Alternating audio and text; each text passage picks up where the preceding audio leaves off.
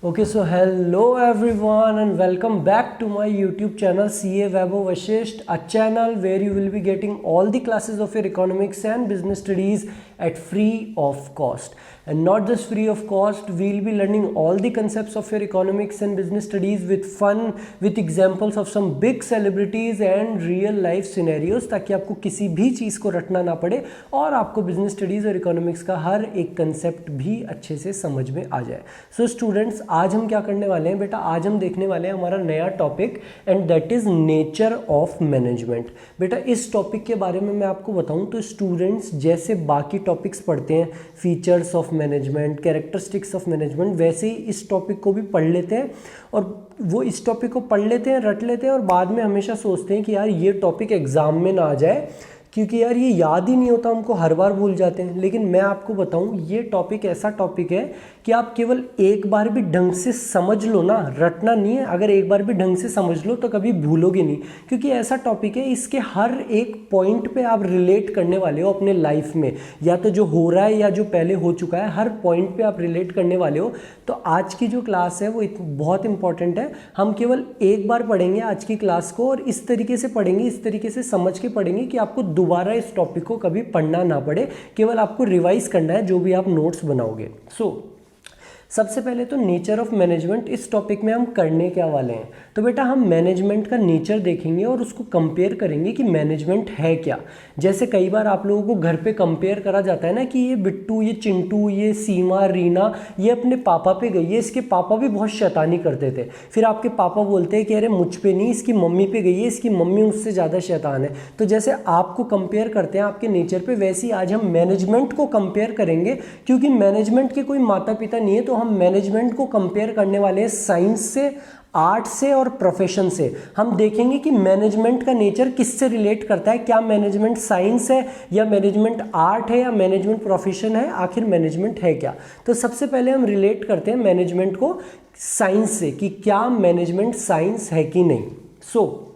Management as a science, तो सबसे पहले तो साइंस होता क्या है। आप लोगों को बहुत अच्छे से पता है कि साइंस क्या होता है। आप कॉमर्स के स्टूडेंट हो लेकिन 10th तक आप लोगों ने भी साइंस पढ़ी है एंड यू पीपल नो कि साइंस एक सिस्टमाइज्ड बॉडी ऑफ नॉलेज है और उसको ऐसे ही नहीं लिख दिया किसी ने, बस आंख बंद करा और बुक लिख दी।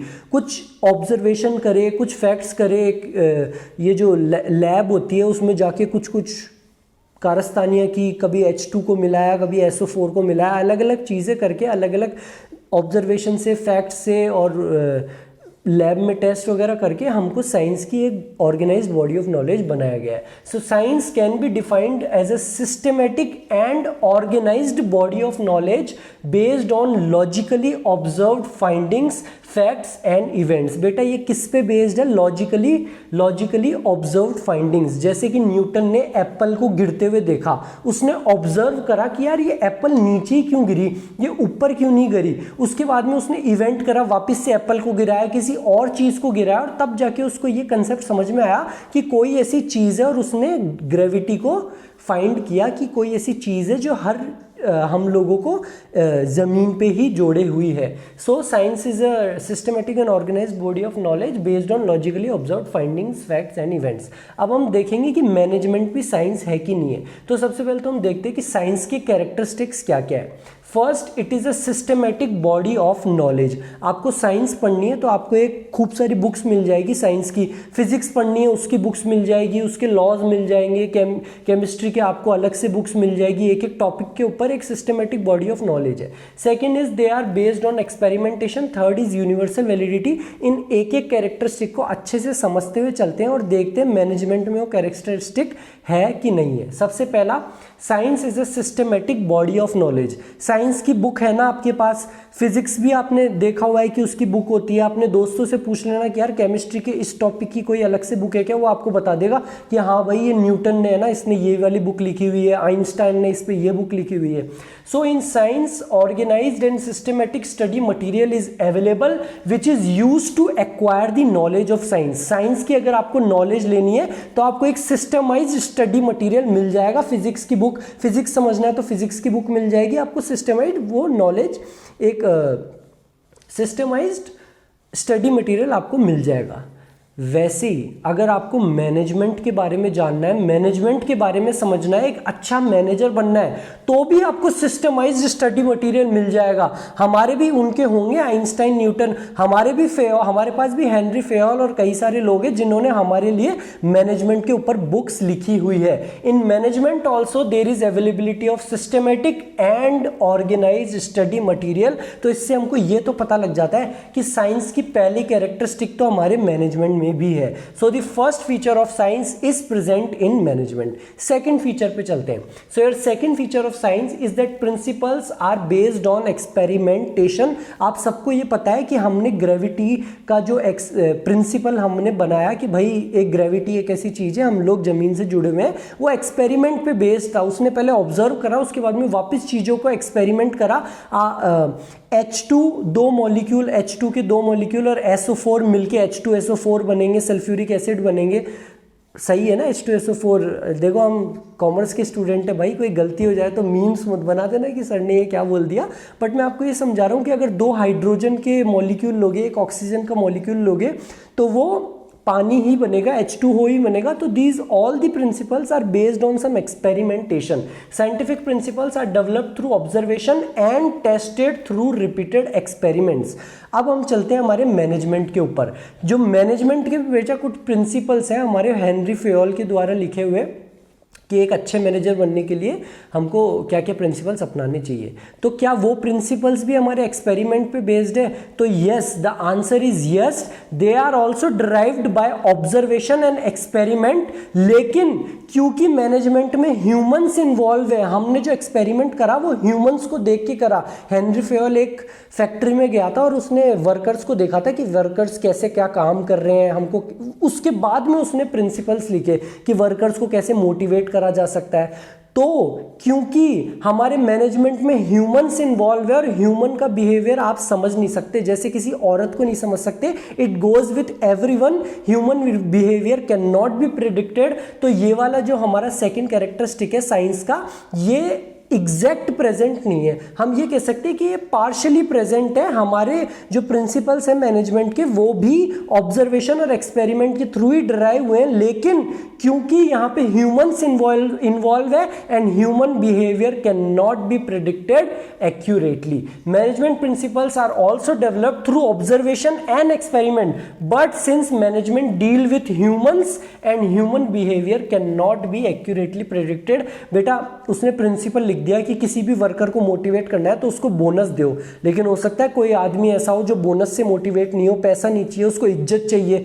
तो human behaviour can not B predicted accurately, इसलिए जो सेकंड फीचर है ये हमारा केवल पार्शियली ही प्रेजेंट है। ठीक है सर, फर्स्ट फीचर तो प्रेजेंट था, सेकंड फीचर पार्शियली प्रेजेंट है। Let's move on to the third feature of science. The third feature, the third characteristic of science is that the scientific principles have universal validity. अगर आप Apple को ऊपर से नीचे गिराओगे या Apple को छोड़ो किसी भी चीज़ को नीचे गिराओगे, एप्पल को, मैंगो को, किसी को भी, तो वो ज़मीन पे ही आएगा। वो अमेरिका में भी ज़मीन पे आएगा, वो इंडिया में भी ज़मीन पे आएगा। पाकिस्तान में एप्पल नहीं गिरते, वहाँ पे बम गिरते हैं, लेकिन वो भी आएगा तो ज़मीन पे ही। ठीक है, अगर आप दो मॉलिक्यूल लोगे H2 के, एक ऑक्सीजन का मॉलिक्यूल लोगे, तो वो इंडिया में भी H2O बनेगा, अमेरिका में भी H2O बनेगा, हर जगह they have a universal validity. हम ह्यूमंस को यूनिवर्सल लैंग्वेज में, साइंटिफिक लैंग्वेज में होमो सेपियंस कहते हैं। अमेरिका में भी हमको होमो सेपियंस कहते हैं, यहाँ पे भी हमको होमो सेपियंस ही कहते हैं। मटर, आप जो मटर पनीर की सब्जी खाते हो उसमें जो मटर होता है उसको यूनिवर्सल लैंग्वेज में पाइसस सटाइवम बोलते हैं। उसको रशिया में भी पाइसस सटाइवम बोलेंगे, अमेरिका में भी पाइसस सटाइवम बोलेंगे और उसको इंडिया में भी पाइसस सटाइवम ही बोलेंगे। So the scientific principles have universal validity, वो हर जगह उसी एग्जैक्ट वैलिड रहेंगे। But the management principles they don't have universal validity. जो हमारे मैनेजमेंट प्रिंसिपल्स हैं वो अलग अलग जगह सिचुएशंस के हिसाब से बदलते हैं। हमारे इंडिया जैसे देश में अगर आपको किसी भी वर्कर को मोटिवेट करना है तो इंडिया गरीब देश है, आप उसको पैसा दो, उसके बाद में उसके लात मारो, घूसा मारो, उससे 14-14, 16-16 घंटे काम करवा लो। लेकिन ये प्रिंसिपल अमेरिका में, रशिया में, जो डेवलप्ड कंट्रीज है वहाँ पे काम नहीं आएगा। उन लोगों को आप केवल पैसा देके मोटिवेट नहीं कर सकते, उनको अगर कोई ज़्यादा कुछ बोल देते हैं ना, वो सीधा रिज़ाइन देके चल जाते हैं। कई कंट्रीज तो ऐसी भी है जहाँ पे 7-7 दिन में सैलरी लेते हैं और वो जब चाहे रिज़ाइन मार सकते हैं। लेकिन इंडिया ऐसी कंट्री है बेटा, अगर आपको रिज़ाइन करना है ना अपनी जॉब से, तो आपको पहले नोटिस देना पड़ेगा 3 महीने का, 1 महीने का, 3 महीने आपको सर्व करना पड़ेगा। So these management principles they are not universal. अलग अलग जगह आपको अलग अलग तरीके से मैनेजमेंट प्रिंसिपल अपनाने पड़ते हैं। अगर आप इंडिया में एक मैनेजर हो और वर्कर्स से काम करवाना है तो आप केवल उनको बोनस दोगे और उनसे जितना चाहे काम करवा लोगे। वही अगर कोई दूसरी कंट्री है तो शायद वो पैसे से मोटिवेट नहीं हुए, वो इज्जत से, रिस्पेक्ट से, इन चीज़ों से मोटिवेट हुए। So the scientific principles have universal application and validity. We are Homo sapiens in America also and in India also, but the management principles have to be modified according to the given situation, so their application and use is not universal. So this feature of science is not present in management. तो हमने अभी तक क्या क्या देखा, हमने 3 feature, 3 characteristic देखे science के। जो पहला कैरेक्टरिस्टिक था वो तो प्रेजेंट था, दूसरा वाला कैरेक्टरिस्टिक पार्शियली प्रेजेंट था, पूरा नहीं था, वो पार्शियली हम कह सकते हैं हाँ था, और तीसरा वाला प्रिंसिपल तो बिल्कुल भी प्रेजेंट नहीं है। तो इससे हम ये कंक्लूड कर सकते हैं that our management can not be considered as a pure और exact science, but we can call it as an inexact science, क्योंकि हमारे उन फीचर्स में से कुछ फीचर प्रेजेंट है, कुछ पार्शियली प्रेजेंट है। तो हम ये कह सकते हैं कि मैनेजमेंट इनएग्जैक्ट साइंस है, बट प्योर और एग्जैक्ट साइंस नहीं है। बेटा अगर एग्जाम में क्वेश्चन आ जाए कि explain the nature of management as science या कुछ ऐसी केस स्टडी दे दें, तो ये जो भी मैंने अभी आपको बताया इसको अच्छे से नोट करना। ये आप लिख के आओगे तो आपको एग्जैक्ट पूरे में से पूरे मार्क्स मिलेंगे। एंड आई होप आपको समझ में एक एक पॉइंट आ गया होगा। हाँ सर हमको समझ में आ गया। मूव करते हैं नेक्स्ट पॉइंट पे। तो हमने देख लिया, अभी मैनेजमेंट को कंपेयर कर लिया, साइंस से हमने कंपेयर कर लिया। अब हम मैनेजमेंट को कंपेयर करेंगे आर्ट से, कि यार साइंस तो हम नहीं है, हम इनएग्जैक्ट साइंस है, तो क्या हम आर्टिस्ट हैं? जैसे एक डांसर होता है, एक ड्राइंग करने वाला होता है, क्या क्या बोलते हैं उसको, पिकासो जो भी होता है, तो क्या हम लोग भी, हम मैनेजर्स, हम कॉमर्स वाले भी आर्टिस्ट है? तो आइए चेक करते हैं। तो सबसे पहले तो मैनेजमेंट एज एन आर्ट होता क्या है, आप सबसे पहले तो ये समझ लो। Art can be defined as a systematic body of knowledge, जो हमारी साइंस वाली डेफिनेशन में भी था। इस चीज़ को याद रखना बेटा, अच्छे से रट लेना चाहे से, that systematic body of knowledge, ये वाला पॉइंट आपकी डेफिनेशन, आपकी कैरेक्टरिस्टिक में तीनों में आने वाला है। साइंस में भी आएगा, आर्ट में भी आएगा और प्रोफेशन में भी आएगा। So art can be defined as a systematic body of knowledge which requires skill, creativity and practice to get perfection. अब आप लोगों का क्वेश्चन होगा, सर आर्टिस्ट है, ये डांसर है, ये ड्राइंग करने वाला है, कोई क्रिकेट खेलने वाला होता है, ये सब आर्टिस्ट हैं, तो सर इसमें साइंस की तो हमको पता है, बुक मिल जाएगी हमको, फिजिक्स की बुक मिल जाएगी हमको, ग्रेविटी पढ़ना है उसके ऊपर बुक मिल जाएगी, एसेज मिल जाएंगे।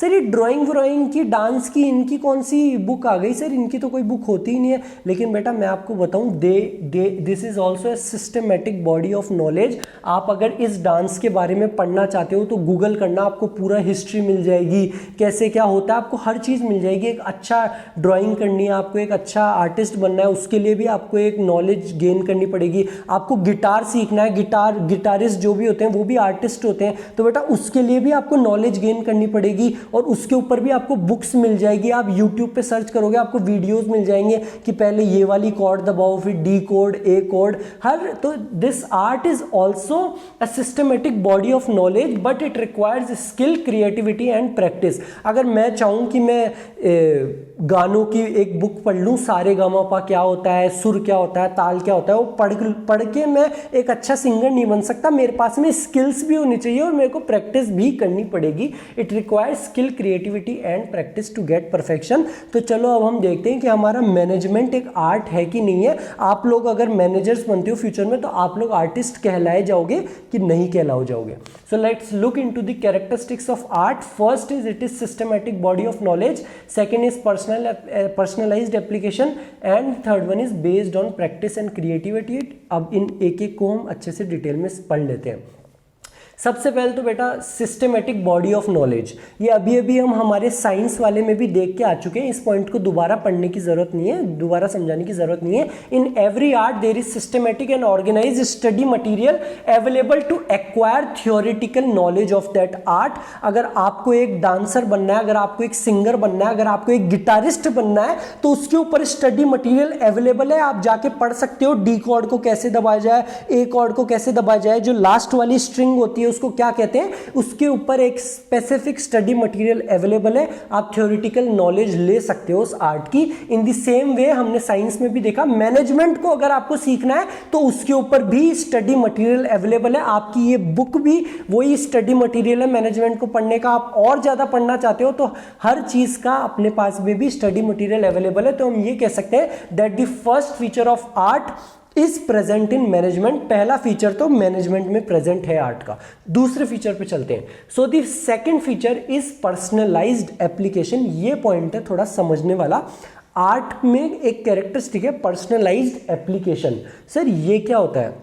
तो बेटा जितने भी आर्टिस्ट होते हैं, वो आर्टिस्ट हो गया, गिटारिस्ट हो गया, वो पढ़ेंगे तो एक ही चीज़ स्टडी मटेरियल में, डी कॉर्ड ऐसे होता है, ये कॉर्ड ऐसे होता है, ये स्ट्रिंग ये होती है, पढ़ेंगे तो एक ही चीज़। सिंगर भी पढ़ेगा सारे गमा पा सुर ताल, लेकिन उस चीज़ को करने का तरीका उनका अलग अलग हो सकता है, अपना पर्सनल होएगा उनका तरीका, अपनी पर्सनल क्रिएटिविटी को होगी। हम एग्जांपल लेते हैं क्रिकेट का। जितने भी बेटा आप क्रिकेट देखते हो, भी आप सब लोग आई गेस T20 एंजॉय कर रहे होंगे, तो विराट कोहली, रोहित शर्मा, ये कौन है बेटा? ये भी आर्टिस्ट हैं। किस तरीके से खेलते हैं, आर्ट ही तो है उनका। तो हम एग्जांपल लेते हैं हमारे क्रिकेट का। तो पहले सचिन खेला करता था, तो जब भी बाउंसर आती थी तो सचिन क्या करता था, सचिन डक करता था और उस बाउंसर को छोड़ देता था। वो भी उसका आर्ट था कि यार मैं इस एक बॉल के पीछे रिस्क क्यों लूँ, मैं नेक्स्ट बॉल पे चौका मार के अपनी टीम को जिता दूंगा। He was also an artist बेटा। वो अलग तरीके से सोचता था कि बाउंसर को छोड़ देता हूँ, 2 बाउंसर से ज़्यादा तो फेंक नहीं सकता। सो वो उसका पर्सनलाइज्ड एप्लीकेशन था, उसकी पर्सनल क्रिएटिविटी की थी कि जब भी बाउंसर आए उसको नीचे झुक के छोड़ दो और अगली बॉल पे चौका मार के अपनी टीम को जिता दो। फिर आया रोहित शर्मा। रोहित शर्मा बोला कि यार मैं इस बाउंसर को क्यों छोड़ूं, तो रोहित शर्मा ने अपना शॉट बनाया। जब भी बाउंसर शॉट बॉल आती है वो घुमा के इस तरफ छक्का मारता है, आप सब लोग अच्छे से जानते होंगे। फिर आया हमारे सहवाग साहब। उन्होंने बाउंसर के साथ क्या करा कि यार मैं छोड़ूंगा तो नहीं बॉल को सचिन की तरह, क्योंकि आगे का पता नहीं मैं चौका मार पाऊं कि नहीं मार पाऊं। रोहित शर्मा की तरह मैं ये वाला 6 भी नहीं मार सकता, तो उसने खुद का शॉट बनाया। वो जब भी बाउंसर आती तो उसने एक अपर कट बनाया, यहाँ से मार के वो पीछे छक्का या चौका मार देता था। सो ऑल दी आर्टिस्ट वो पढ़ेंगे तो एक ही चीज कि बाउंसर को कैसे क्या करना है, बट उनका पर्सनलाइज्ड एप्लीकेशन होगा, उनकी पर्सनल क्रिएटिविटी होगी उस चीज को करने की। Every artist must have personal skill and creativity to apply that knowledge.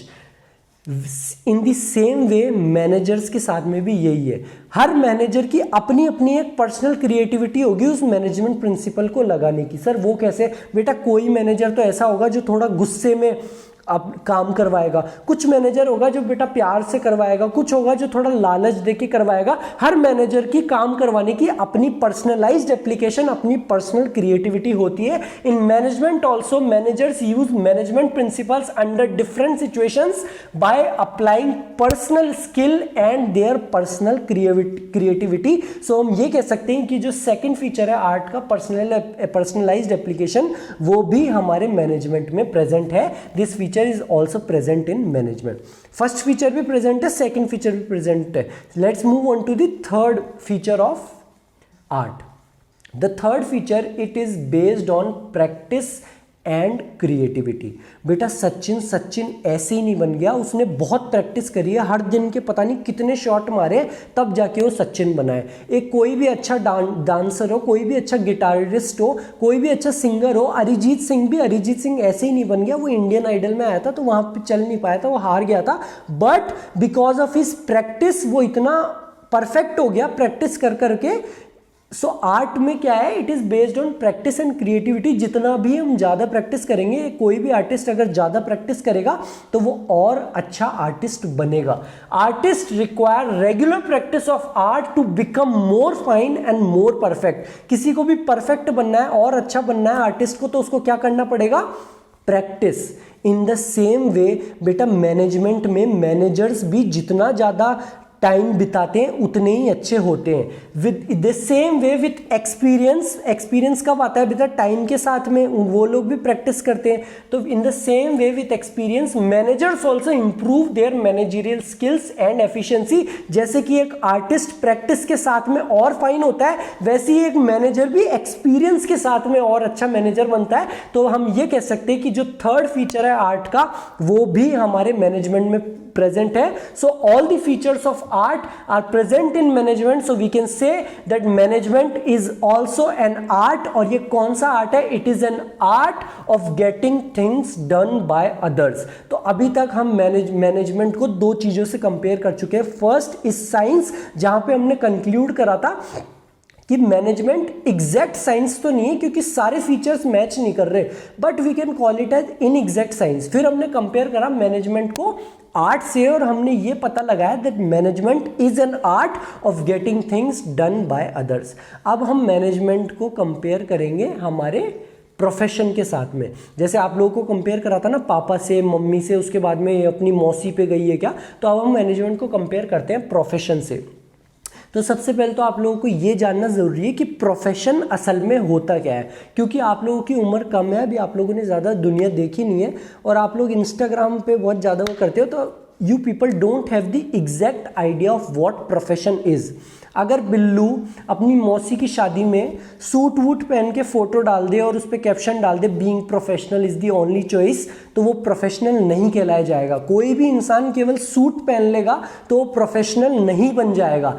Professional बनने के लिए आपके पास में एक डिग्री होनी चाहिए, और वो किन किन के पास में होती है। इसलिए हम कौन कौन होता है बेटा असल में प्रोफेशनल, पहले तो ये समझो, डेफिनेशन को एक बार भूल जाओ। आपके डॉक्टर्स हो गए, आपके लॉयर हो गए, और ये बोले सर ये कहाँ से आ गया, ये तो अमन गुप्ता है, हमने ये शार्क टैंक में भी देखा है, is one of the shark.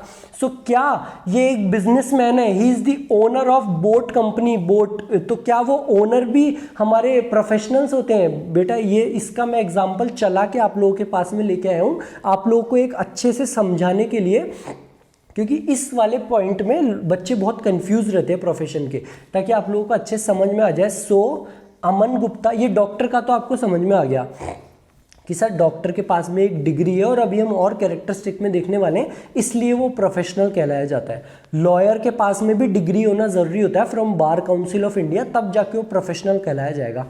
Aman Gupta जो ही is the owner of boat, क्या कोई बिजनेसमैन भी अपने आप को प्रोफेशनल कह सकता है? सो बेटा Aman Gupta can not call himself as professional if he is the owner of boat. He can call himself as professional because he is a chartered accountant and he is a member of the ICAI, Indian Institute of Chartered Accountants of India. आप लोगों को शायद पता नहीं हो, Aman Gupta owner of boat is a chartered accountant, और क्योंकि ये चार्टर्ड अकाउंटेंट है and he is a valid member of ICAI, therefore he also can call himself as a professional. तो बेटा प्रोफेशन होता क्या है? It can be defined as an occupation, जैसे कि doctor, lawyer, CA। It can be defined as an occupation backed by specialized knowledge and training in which entry is restricted। यहाँ पे entry restricted होती है, हर कोई डॉक्टर नहीं बन सकता, हर कोई लॉयर नहीं बन सकता। आपको एक एग्जाम देना पड़ेगा और डिग्री लेनी पड़ेगी, तब ही जाके आप एक डॉक्टर, एक लॉयर, एक CA कहलाए जा सकते हो। सो now let's look into the characteristics of profession, और फिर देखते हैं कि मैनेजमेंट में वो कैरेक्टरिस्टिक है कि नहीं है।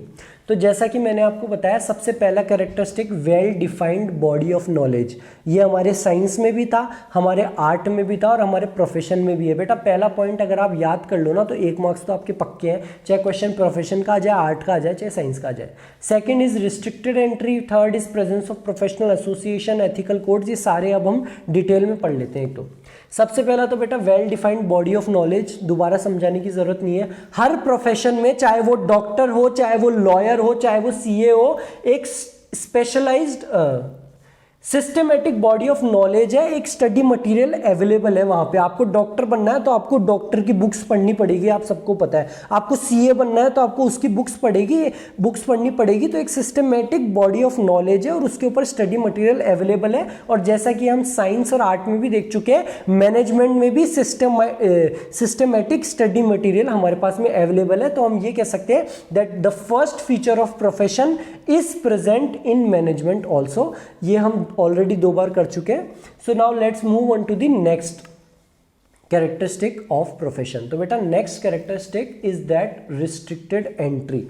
बेटा जो भी प्रोफेशन होता है ना, वहाँ पे रिस्ट्रिक्टेड एंट्री होता है। हर कोई अपने आप को डॉक्टर नहीं कह सकता। जो बिना डिग्री लिए, बिना एमबीबीएस करे अपने आप को डॉक्टर कहे, उनको हम झोला छाप डॉक्टर बोलते हैं। आप सब लोगों ने सुना होगा, कई अगर आप रूरल एरियाज़ में रहते होंगे तो वहाँ पे ज़्यादा डॉक्टर्स प्रैक्टिस नहीं करते। तो कई ऐसे भी होते हैं, डॉक्टर रमेश प्रधान और ब्रैकेट में लिखा हुआ बीकॉम एमकॉम करके भी बन जाते हैं, तो उनको झोला छाप डॉक्टर बोलते हैं।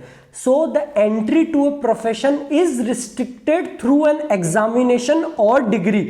डॉक्टर बनना है तो पहले एग्जाम देना पड़ेगा, नीट क्लियर करना पड़ेगा, 5 साल जाके पढ़ना पड़ेगा आपको, क्या बोलते हैं उसको, इंटर्नशिप भी करनी पड़ेगी एक डॉक्टर के पास में, तब जाके आपको डिग्री मिलेगी। The entry is restricted. CA बनना है तो पहले सीपीटी करना पड़ेगा, फिर आईपीसीसी करना पड़ेगा, फिर सीए फाइनल करना पड़ेगा, 3.5 साल की इंटर्नशिप भी करनी पड़ेगी एक सीए के पास में, तब जाके आपको डिग्री मिलेगी, तब जाके आप एक प्रोफेशनल कहलाए जा सकते हो। बट क्या ये हमारे मैनेजमेंट में भी प्रेजेंट है? So there is no legal restriction such that अगर आप लोग भी मैनेजर बनना चाहो तो आप लोग भी मैनेजर बन सकते हो। आपको कोई डिग्री लेने की, आपको कोई एग्जाम देने की जरूरत नहीं है। The entry to a profession is restricted through an examination or degree, whereas there is no legal restriction। यहां पे ध्यान रखना, लीगल रिस्ट्रिक्शन हमारी बेटा कुछ ऐसे हैं एमबीए करने, जैसे मैनेजमेंट के लिए, अच्छा मैनेजर बनने के लिए कुछ लोग एमबीए वगैरह करते हैं, लेकिन कोई लीगल रिस्ट्रिक्शन नहीं है। आप किसी कंपनी में मैनेजर बनना चाहो तो वो ये नहीं बोलेंगे कि आपके पास में वो वाली डिग्री है। क्या मैनेजर कोई भी बन सकता है। So there is no legal restriction on appointment of a manager. Anyone can become a manager irrespective of the educational qualification. चाहे वो 12th पास हो, चाहे वो बीकॉम हो, चाहे वो बीएससी हो, कोई भी मैनेजर बन सकता है। तो हम ये कह सकते हैं that this feature of, sorry ये गलत हो गया मुझसे यहाँ पे साइंस में कॉपी करने में, this feature of profession is not present in management. हमारा रिस्ट्रिक्टेड एंट्री वाला फीचर प्रेजेंट नहीं है। प्रोफेशन में रिस्ट्रिक्टेड एंट्री है, एग्जाम देना पड़ेगा, डिग्री लेनी पड़ेगी, लेकिन मैनेजमेंट में ये कैरेक्टरिस्टिक नहीं है। ठीक है सर, नेक्स्ट पॉइंट पे चलते हैं। Presence of professional association. बेटा जितने भी प्रोफेशन है वहां पे एक प्रोफेशनल एसोसिएशन की प्रेजेंस है।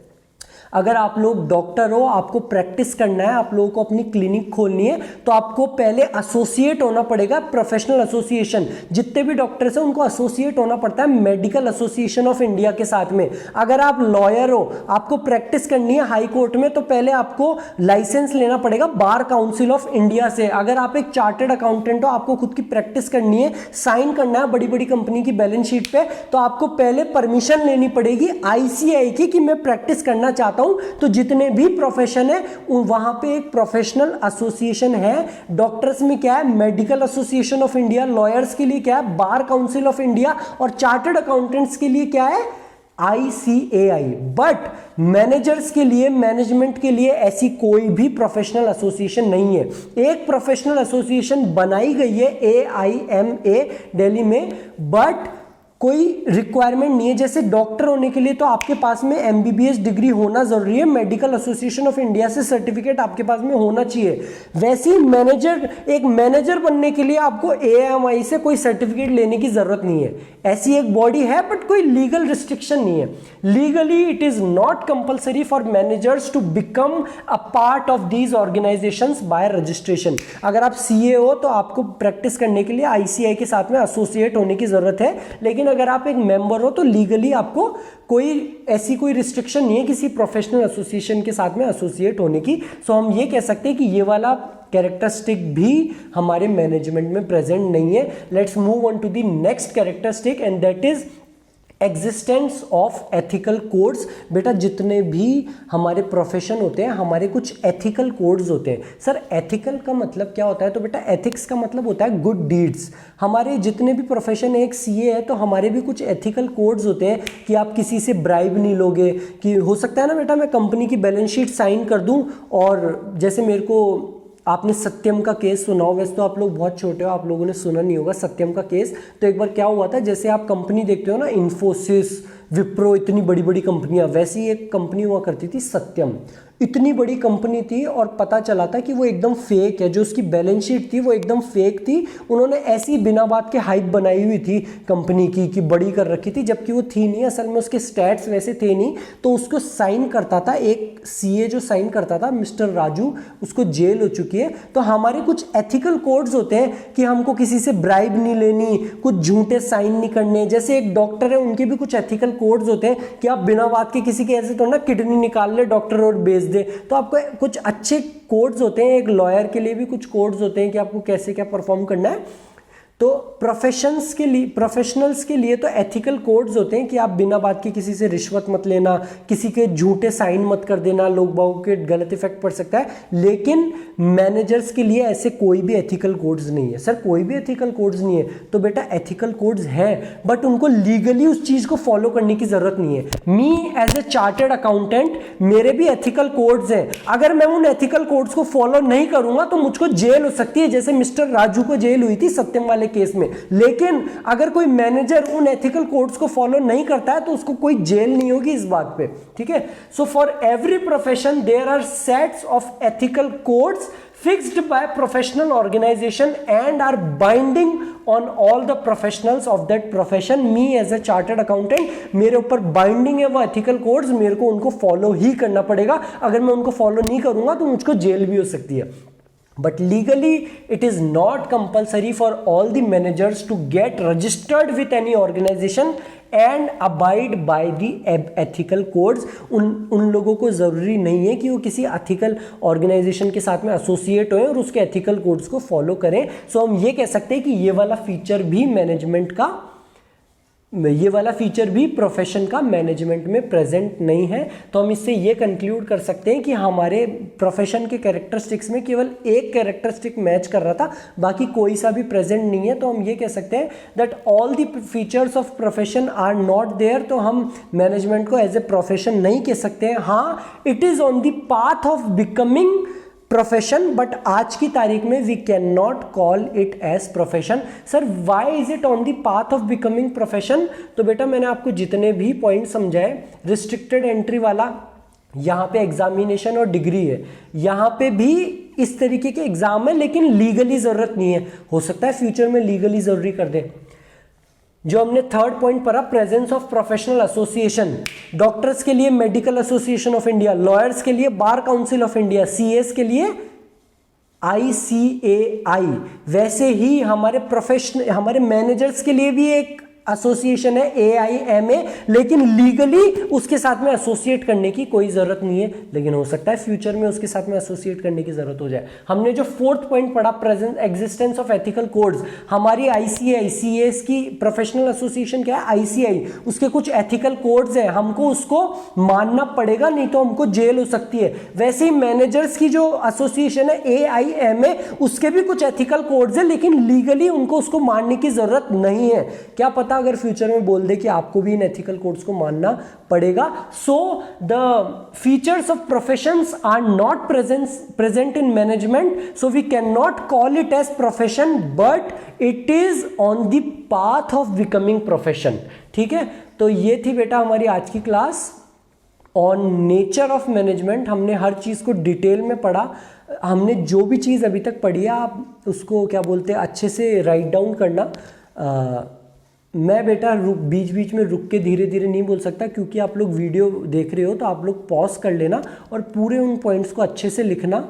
एक बार आपको देखने की ज़रूरत है वीडियो को, और बाद में केवल रिवाइज करना है, और ये एग्जाम में क्वेश्चन आ जाए तो आपको पूरे में से पूरे मार्क्स मिलेंगे, I guarantee. So thank you very much. मिलते हैं हम हमारी नेक्स्ट क्लास में। Thank you very much.